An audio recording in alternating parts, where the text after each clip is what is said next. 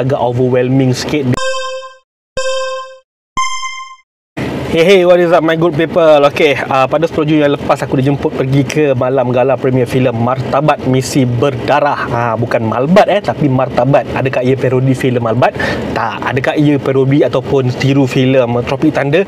Tidak. Konsep dia lebih kurang sama je, pasal cerita tentang orang-orang pembikin filem ataupun extra dalam filem nak jadi bintang filem yang terkenal. So dekat dalam filem ni adalah ditunjukkan dia punya cara marba dia dekat dalam ni, macam mana dia daripada extra, lepas tu tiba-tiba nak berlakon dalam filem askar, tiba-tiba bila dekat dalam hutan ada jumpa dengan gerila ataupun pengganas yang sebenar. So itulah dia punya konsep cerita dia. Dan apa yang aku boleh katakan yang bagus dalam cerita ni adalah skrip dia bagus.